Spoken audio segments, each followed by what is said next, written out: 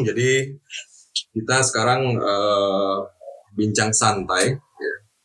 Jadi sekarang bidang penataan ruang wilayah itu punya satu ya mainan baru lah ya, istilahnya seperti itu Bapak. Jadi kita punya satu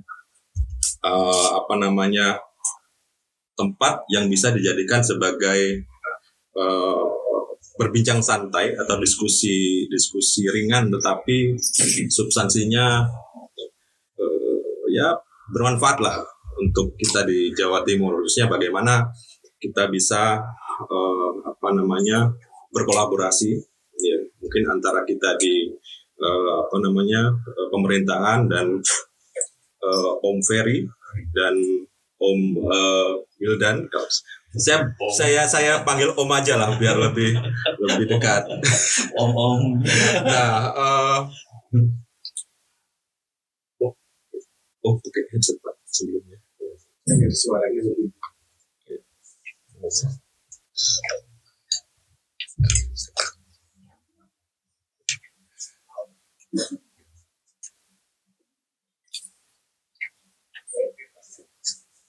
Ya, oke. Jadi ini sebenarnya soft opening terkait dengan podcast kita kali ini. Ini kita namakan Chapter One. Nah, jadi podcast ini kami namakan Spatial One. Ini sebenarnya adalah plesetan dari Special One Pak sebenarnya. Tapi karena kita terkait dengan tata ruang, maka kita plesetkan menjadi Spatial One. Nah, jadi terkait dengan ini, maka podcast ini tentu isinya adalah membahas hal-hal yang terkait dengan penataan ruang, tapi tidak melulu fokus ke tata ruang. Jadi kaitannya nanti ruang itu adalah wadah sebenarnya. Jadi kalau kita berbicara wadah, maka tidak hanya berprinsip bahwa itu fisik, tetapi ada ruang ekonomi, ada ruang sosial. Ada tema menarik sebenarnya kalau kita berbicara terkait dengan tata ruang yang saat ini sedang hangat ya. Jadi bahwa memang tapi sebelum mulai mungkin kita perkenalkan dulu lah ya pembicara atau apalah. Jadi pertama mungkin ada sebelum tadi saya panggil Om ya, tapi mungkin enaknya dipanggil apa? Mas aja ya. Oke. Ini Pak. Dengan saya. Oke. Ini ada Mas Ferry. Ya. Mas Ferry di Fakultas Ekonomi dan Bisnis. Ilmu Ekonomi Universitas Brawijaya. Ya. Kalau panggil Pak ya atau Mas ya? Kalau malah Sam. Oke. Saya panggil Sam Wildan. Kalau Sam Wildan sama? Jadi satu jurusan, satu alumni. Oke. S3-nya juga satu alumni. Oke, siap. Berarti spesialisasinya di ekonomi ya? Ekonomi. Oke. Nah, kita lanjutkan. Jadi kita bahas ini adalah sebenarnya penataan ruang berbasis ekonomi lah. Kalau kita angkat lebih menarik ya. Jadi, nah kalau kita berbicara sekarang terkait dengan visi Bu Gubernur ya tahun 2019 sampai 2024, bahwa visinya adalah terwujudnya masyarakat Jawa Timur yang adil, sejahtera, unggul dan berakhlak dengan tata kelola pemerintahan yang partisipatoris, inklusif, melalui kerjasama dan semangat gotong royong. Nah, ada dua hal sebenarnya yang bisa kita highlight di sini. Yang pertama terkait dengan kerjasama. Nah, jadi memang dalam konteks ini tentunya kami di pemerintahan yang tentunya butuh sekali input, terutama dari teman-teman di akademisi ya. Terutama terkait bagaimana konteks ruang ini bisa memberikan manfaat untuk masyarakat Jawa Timur. Nah, selanjutnya kalau kita lihat dari misinya juga, itu konteks keempat khususnya, itu juga sangat erat kaitannya dengan bagaimana ada keselarasan ruang ekologi, ruang sosial, ruang ekonomi, dan ruang budaya, Bapak. Jadi kalau di di kampus mungkin ada ekonomi wilayah yang mungkin sering disampaikan bagaimana ekonomi wilayah itu bisa diintegrasikan dengan bagaimana konteks penataan ruang yang ada di pusat, mungkin di provinsi maupun di kabupaten kota. Nah, dalam konteks ruang ini sebenarnya, dalam konteks ekonomi itu, nah Jawa Timur itu kan sebenarnya sangat majemuk. Pertumbuhan ekonomi kita bagus. Walaupun kemarin ada pandemi COVID, tentunya memang sedikit mengalami penurunan, tapi sekarang dengan konteksnya Bu Gubernur kita bangkit, maka beliau berusaha untuk pertumbuhan ekonomi juga baik. Gini rasio kita juga mengalami fluktuasi kemarin, tapi ada hal-hal yang menarik sebenarnya. Pertama, semua yang mau saya diskusikan dengan Pak Om Ferry sama Sam Wildan nah, dalam konteks ini itu ada anomali sebenarnya kemarin yang sempat menarik sebenarnya. Dalam konteks Gini rasio itu kemarin kan fluktuasi. Tapi kita lihat itu sebenarnya kalau antara kota dan desa, itu yang rapuhnya ternyata di kota. Jadi kesenjangan di kota pendapatan itu sangat tinggi ketimbang di desa. Kedua, kemiskinan itu juga demikian. Kemiskinan di kota itu bertambah sangat signifikan, tetapi kalau di desa itu kok lebih stabil kemiskinannya. Ini dari sisi ekonomi itu seperti apa mungkin Pak Om Budan atau Sam Ferry melihatnya, mungkin dari Om Ferry dulu. Baik. Terima kasih Mas Eko. Ya, menarik sekali apa yang disampaikan, termasuk topik-topiknya yang memang kekinian, ya. Kaitannya dengan tata ruang, kaitannya dengan kemiskinan, anomali kemiskinan dan juga ketimpangan wilayah, pertumbuhan ekonomi tinggi, tapi kemiskinannya juga meningkat, apalagi di triwulan ke-4 ini itu mengalami peningkatan, dan salah satu yang tertinggi di Indonesia, ya. Nah, apalagi kalau kita lihat di sisi desa dan juga di sisi kota. Nah, kita bisa lihat struktur ekonomi di pedesaan dan di perkotaan itu relatif berbeda. Di sisi pedesaan itu kebanyakan adalah ekonomi yang primary sector, dalam artian pertanian, dan value added-nya memang relatif rendah, ya, tapi dia lebih stabil. Hal ini terbukti ketika di pandemi, ya, tahun 2020-2021 pertumbuhan ekonomi di sektor pertanian itu justru positif, ya, berbanding terbalik di sektor yang lainnya, khususnya di industri, terus industri pengolahan dan juga transportasi itu mengalami penurunan, bahkan terkontraksi negatif. Nah, di perkotaan itu justru dia struktur ekonominya lebih banyak di industri, perdagangan. Nah, ketika sekarang masih pandemi sampai 2021, itu kan pemulihannya memang sudah dilakukan dengan baik oleh pemerintah lewat berbagai kebijakan, tapi perlu akselerasi, ya, stabilisasi dan segala macamnya. Makanya itu yang membedakan apa yang perlu dilakukan oleh pemerintah pusat maupun pemerintah daerah, ya, mengakselerasikan termasuk mensinergikan antara pusat dan daerah. Transformasi ekonomi juga perlu dilakukan biar lebih stabil. Saya kira seperti itu kalau saya.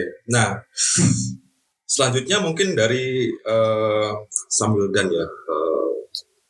Kalau kita melihat dari sisi tadi struktur ekonomi dan lainnya seperti itu. Nah, sekarang Jawa Timur itu kan ada pesisir, ya, metropolitannya juga kuat sebenarnya, dan agropolitannya juga kuat dari primary sektornya. Jadi kita juga lumbung pangan nasional.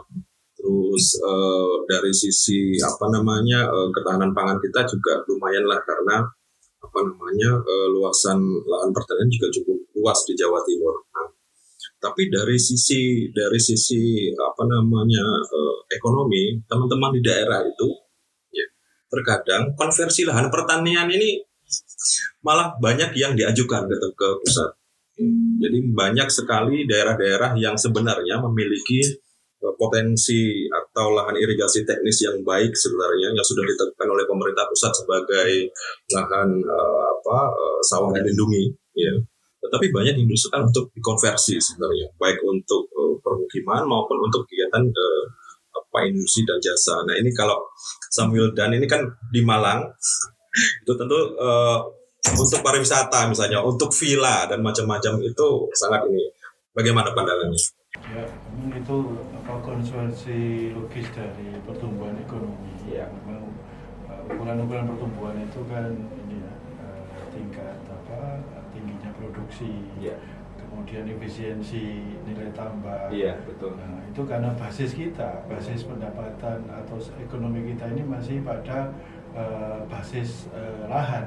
Jadi perumahan, dari sektor properti, Iya. sektor industri itu masih berbasis lahan, maka yang tidak bisa dipungkiri. Yang kedua adalah jumlah penduduk. Jadi jumlah penduduk kita ini ya masih 1, sekian persen ya pertumbuhan. Jadi kita ini dari dulu itu tidak pernah memikirkan bagaimana perencanaan berbasis demografi itu dikaitkan dengan basis tata ruang. Iya. Jadi misalnya hari ini harusnya di Jawa Timur itu orang sudah tidak boleh. Kalau kita ingin hidup yang inklusif, bermartabat, sosiologis, ekologis tadi Yeah. ya. Ini kalau mau jujur ya, hari ini di beberapa kabupaten kota, di kota Jawa Timur Yeah. itu sudah tidak boleh lagi itu bikin rumahnya harus flat. Rumahnya flat. Jadi di beberapa kota di luar negeri saya kira kayak Tokyo ini kampung-kampung itu sudah nggak ada. Dulu mereka juga kampung-kampung, tapi kampung itu dirubuhkan menjadi flat. Nah, di sini kan sekarang tidak mungkin ya, Yeah. tapi suatu saat itu menjadi mungkin. Nah, kedua terkait dengan fungsi lahan. Jadi fungsi lahan itu memang harus berdasar pada ekologis karena sekarang ada terkait dengan climate change, terkait dengan apalagi sekarang ada isu carbon trading dan sebagainya. Yeah. Carbon trading itu juga mensyaratkan bahwa kita harus memiliki sekian banyak cadangan oksigen yang dengan pasti kalau lahan-lahan itu dikonversi ini pasti akan mengurangi kemampuan kita produksi karbon di masa depan. Jadi kita mikirnya kalau mikir Jawa Timur itu kan tidak bisa mikir 5 tahun, dan mikirnya 50 tahun ke depan. Betul. Nah, itu jadi harus visioner dan kita harus hidup lebih baik, tidak Ya. boleh hidup lebih buruk. Ya. Nah, hidup lebih baik itu ya lingkungan kita harus lebih bagus. Betul. Ya, jadi harus dipikirkan cara membuat lingkungan yang lebih bermartabat gitu. Ya. Sekarang ini di mana-mana macet. Ya kalau orang Jakarta itu ya, misalnya orang Jakarta itu pendapatannya tinggi, tapi tiap hari dia mengumpat ya, karena apa? Karena macet, mau tabrakan, serempetan, gitu. Yeah. Sehingga itu bisa menimbulkan banyak penyakit, stres, ya sehingga jadi lama-lama itu akumulatif dan jadi penyakit gitu. Yeah. Kita nggak tahu ya, mau seseorang penyakit itu karena macet mungkin, Yeah. nggak sampai itu, tapi itu menyumbang. Nah, terkait dengan lahan memang harus ada aturan yang kuat ya terkait. Mungkin kalau di beberapa negara itu sebenarnya lahan di Indonesia itu sudah ditata dulu ya oleh Belanda ya, oleh Jerman, dan peninggalan itu masih ada. Iya. Masih ada. Nah, itu harusnya jadi lahan itu boleh berubah milik, tapi harusnya tidak boleh berubah fungsi. Jadi maksudnya misalnya kalau hutan itu bisa dimiliki oleh siapa saja, tapi fungsinya harus sebagai hutan. Tetap hutan. Jadi nah itu bisa jadi kapital. Jadi misalnya saya punya hutan 1 hektar, ini saya bisa jual belikan dalam bentuk hutan, boleh saja, tapi fungsi hutannya dia harus tetap jalan. Yang menjadi masalah itu kan sebenarnya ketika hutan itu berubah fungsi. Kalau berubah milik, nah disitulah tata ruang itu memang harus diperkuat diperkuat dengan regulasi yang kuat. Iya. Karena kepentingan industri ya seringkali ini di berbagai negara saya kira juga begitu. Kita harus belajar dari itu dan ini terus berlanjut. Nah sekarang ini kan juga sebenarnya kita hasil COVID kemarin, kemudian digitalisasi, disrupsi, ini kan kita sudah diberikan pengetahuan baru bahwa model-model industri ke depan itu sudah tidak lagi menggunakan banyak orang gitu ya. Iya. Mungkin bisa industri rumahan, customize, Iya. kan gitu kan. Orang akan berubah, pola konsumsi orang itu sudah bukan konsumsi masif ya, konsumsi massal yang mengikuti arus yang sama, tapi nanti akan tercustomize gitu ya. Itu berita baik, itu akan membuat eksploitasi dari misalnya penggunaan tanah, terus tadi konversi lahan itu bisa dikurangi. Karena konversi lahan itu selain itu yang kedua memang perlu dibuat teknologi bagaimana kita mengkonversi lahan pun itu tetap berwawasan lingkungan. Iya. Karena untuk apa gitu ya? Jadi kita maju pertumbuhan tinggi tapi hidup kita tidak lebih baik gitu. Iya. Termasuk tadi di awal ketimbangan ya. Iya. Jadi kalau di luar negeri misalnya membuat ruang-ruang terbuka itu untuk apa sih? Iya. Agar tidak ada ketimpangan. Orang bisa. Jadi kalau taman-taman di luar negeri di New York gitu ya, dia membuat taman bagaimana taman itu bisa mengurangi ketimpangan. Nah, jadi orang bisa semua di situ. Jadi misalnya sampean mobil jalan kaki, saya pakai mobil nggak kelihatan. Kalau sampean punya Mercy, saya hanya naik jalan kaki nggak kelihatan. Karena di taman yang sama gitu. Nah, itulah mungkin bagaimana tata ruang itu sebenarnya terkoneksi erat dengan ketimpangan, dengan lingkungan, dengan ekologi. Saya tambahkan kaitannya dengan yang tadi, itu kan udah ada regulasinya. Regulasi tadi saya search Perpres nomor 59 tahun 2019 tentang pengendalian alih fungsi lahan, dan juga ada Undang-Undang nomor 41 tahun 2009 ya, tentang perlindungan lahan pertanian pangan berkelanjutan. Nah ini juga bagaimana nanti sebenarnya ketika membuat regulasi itu bisa diimplementasikan dan bisa diawasi dengan jumlah banyaknya kabupaten kota, luas wilayah. Itu siapa yang mau mengawasi itu?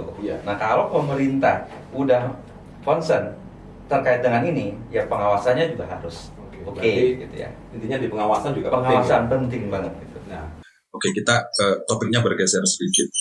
Kalau sekarang kita lihat dari PDRB di Jawa Timur itu, kalau lihat dari PDRB semuanya itu banyak, maksudnya secara prinsip itu klaster Surabaya Raya ini menguasai lah ketimbang dengan daerah-daerah yang lain. Sama kedua Malang Raya. Jadi kabupaten-kabupaten kota yang lain itu sangat rendah PDRB-nya. Nah, kalau kita lihat dari potensi ekonomi Jawa Timur, ya potensi ekonomi dan apa yang mungkin sekarang kegiatan ekonomi ada di kabupaten kota saat ini, itu apakah ada perlu akselerasi atau bentuk apa ya mungkin Mas Wildan atau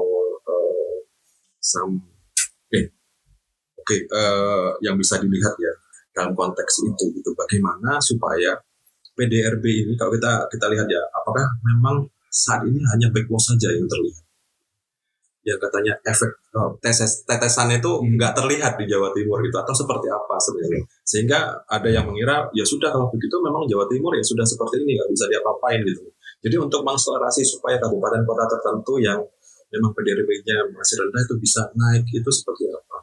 Nah, karena kemarin Pak Jokowi juga pada saat Rakernas Kepala Daerah kemarin di Bogor juga menyampaikan bahwa sekarang itu provinsi atau kabupaten kota kalau bisa itu bisa membranding daerahnya supaya lebih sesuai dengan potensinya dan kondisinya itu bisa di-up gitu. Itu kira-kira apa kalau dari sisi Jawa Timur ya, yang sekarang sudah sangat heterogen sekali lah kegiatan ekonominya, punya kawasan industri, punya KEK, punya pelabuhan, punya macam-macam, yang juga ada yang mengatakan bahwa Jawa Timur ini adalah pusatnya ekonomi Indonesia bagian timur atau sebagainya.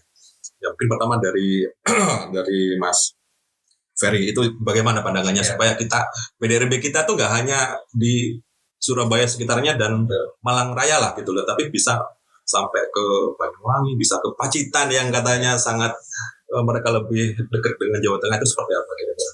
Karena kalau kita lihat secara histori gitu ya, kita lihatnya secara histori terlebih dahulu antara Surabaya terus Malang atau Surabaya gerbang Kertasusila, itu kan dia udah lebih settle, ya infrastrukturnya oke, terus secara fiskal juga didukung dan lain sebagainya ya.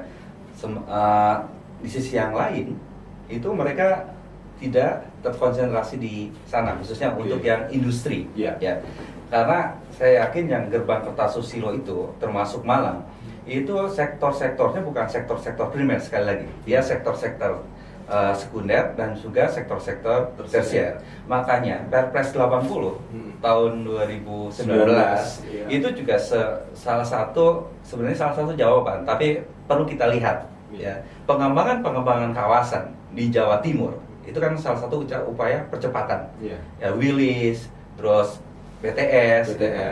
Nah, itu diharapkan dia bisa split effect.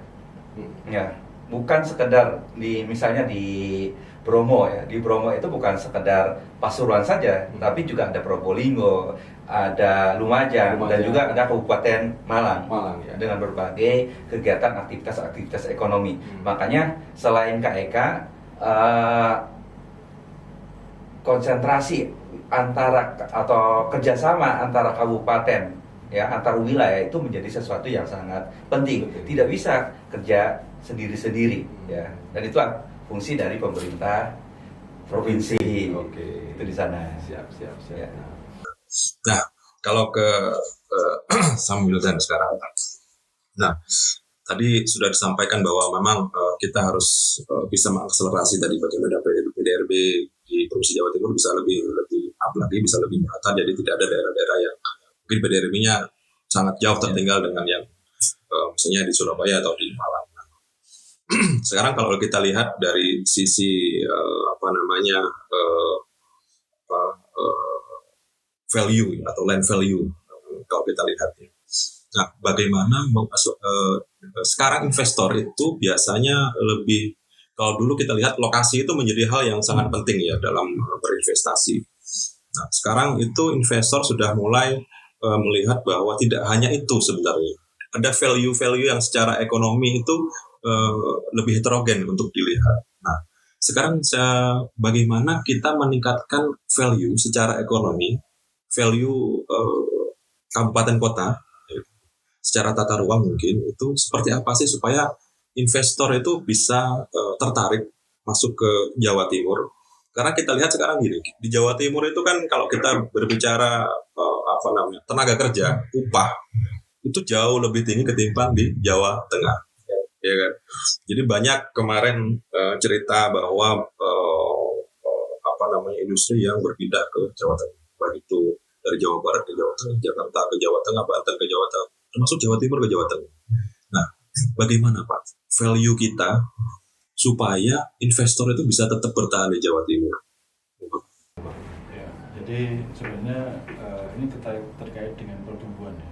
Ya. Jadi kalau lihat pertumbuhan ekonomi itu ada dua hal. Pertama capital, yang kedua tenaga kerja. Ya. Capital ini terkait dengan tanah, sumber daya, kemudian investasi. Sumber daya ini sumber daya manusia. Ya. Jadi kultur, pendidikan. Ya. Kalau sekarang pendekatan dulu kan kita pertumbuhan ekonomi ya. Yeah. Jadi pertumbuhan ekonomi ini dulu harus datangin kapital, pabrik di tengah-tengah betul, gitu. betul. Kemudian orang-orang desa ini tidak dibikinkan perumahan. Yeah. Pokoknya mereka tinggal aja di Kendang Sari, wilayah Yeah. Rungkut itu kan banyak kampung-kampung Betul. yang dibangun dari tenaga kerja yang ke Surabaya bekerja gitu Betul. kan. Nah, tapi kemudian sekarang mereka macet lagi karena infrastrukturnya terhambat gitu. Yeah. Nah, sekarang terkait dengan bagaimana sih mendorong investasi di daerah? Yang pertama sebenarnya di Jawa Timur ini kita memiliki sesuatu yang tidak dimiliki Jawa Tengah, itu adalah kultur kerja. Ya, kultur kerja di Jawa Timur bagus. Saya ketemu dengan teman-teman pabrik rokok. Dia bikin pabrik rokok di Bantul. Bantul itu lebih murah upahnya. Tapi dia tidak mau bangun di sana karena mereka tidak punya kultur bekerja. Kultur bekerja itu orang Malang, Kediri, Tulungagung, pabrik rokok itu mereka memiliki kultur kerja yang bagus. Kultur kerja yang bagus itu seperti apa? Ya tidak bekerja tepat waktu, tidak telat, jarang bolos, kemudian waktunya kerja. Mereka kalau di daerah sana mungkin ada tetangganya begini sakit, masa tidak bisa datang karena masih ini, bisa datang anak saya harus sekolah. Nah, seperti itu kultur kerja. Itu di Jawa Timur itu the best. Itu menurut investor ya, teman-teman investor yang di sana. Itu kultur itu yang mendukung bagaimana pertumbuhan ataupun investasi itu ada. Memang di Jawa Tengah kalau lihat kultur kayak kemarin saya kan di Dewan Pengupahan Kota Malang juga ya. Siap. Tapi kan upah itu kan sekarang meskipun ditentukan oleh inflasi, kemudian juga ditentukan oleh pertumbuhan ekonomi, jangan lupa serikat pekerja ini juga punya kekuatan untuk menentukan upah, sehingga aturan upah yang kemarin itu bisa dirubah, dan akhirnya pengusaha juga protes kan, ramai, tapi akhirnya ditentukanlah upah itu dan memang meningkat signifikan. Nah ini akan mendorong pekerja-pekerja kelas berbeda itu akan pindah ke pekerjaan-pekerjaan yang upahnya lebih rendah. Tapi jangan lupa bahwa satu sisi ini bagus untuk Jawa Tengah, tapi satu sisi juga berarti kita sudah memiliki tingkat tingkat pendapatan yang sudah lebih baik gitu ya. Ketika dengan upah itu mereka mau, nah supaya agar nanti jenis-jenis pekerjaan pun juga bukan jenis pekerjaan yang kelas bawah tapi kelas menengah gitu. Jadi artinya bahwa Jawa Timur itu mungkin ke depan disediakan untuk jenis-jenis pekerjaan yang menengah, teknologi menengah gitu ya. Meskipun bukan terlalu atas. Nah, itu peluang kita sebenarnya di situ. Karena ingat dengan dengan komposisi SDM kita, komposisi tenaga kerja manusia kita, kemudian sumber-sumber pengetahuan juga di Jawa Timur ini relatif lebih baik sebenarnya dibanding Jawa Tengah. Intinya memang harus ada satu effort yang bersama lah ya antara provinsi dan teman-teman di kabupaten kota, terutama dalam mengelola tata ruang tadi ya, bagaimana bisa sinkron antara provinsi dan teman-teman di kabupaten kota, termasuk bagaimana mengelola sumber dayanya. Sekarang kalau kita lihat dari sisi bagaimana menarik investor tadi, ya. Jadi investor atau kegiatan ekonomi itu juga kan perlu ada yang namanya insentif ya. Kalau dalam konteks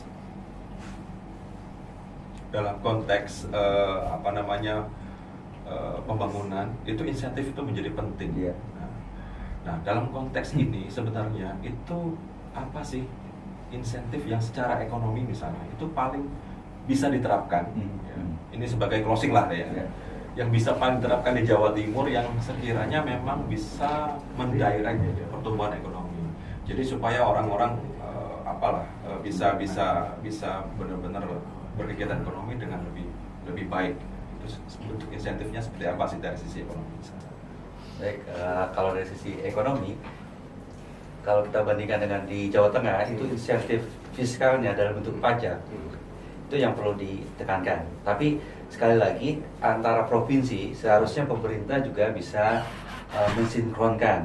Jadi tidak ada yang namanya kompetisi pajak antar provinsi. Terus yang kedua, insentifnya itu bisa dilakukan dengan insentif penyediaan lahan ya dalam jangka panjang ya. Karena investor itu kan butuh kepastian. Ya. Kalau misalnya ada disewa tapi hanya 30 tahun, 50 tahun, terus buat apa gitu. Itu salah satu yang berbeda di Jawa Timur dengan di Jawa Tengah. Di Jawa Tengah lebih terbuka, lebih bebas gitu ya. Berarti intinya memang harus ada penataan ruang yang tepat, mana lokasi-lokasi industri yang memang perlu atau memang menjadi lokasi untuk pengembangan industri dan sebagainya. Atau mungkin closing statement dari intinya sebenarnya kalau investasi itu orang investor itu menghitung efisiensi ya. Efisiensi cost-nya apa, benefitnya ada, terus manfaatnya apa gitu, terus eksternalitasnya seperti apa. Nah itu, jadi kalau investasi, kalau menurut saya ini tadi sudah dijelaskan ya, pertama pajak, yang kedua infrastruktur, yang ketiga kepastian regulasi, kemudian yang keempat memastikan bahwa tempat ini memang efisien untuk industri. Jadi memastikan regulasi itu luas, misalnya wilayah sekitar ini tidak boleh lagi digunakan untuk perumahan misalnya, atau perumahan ini harus disediakan tempat yang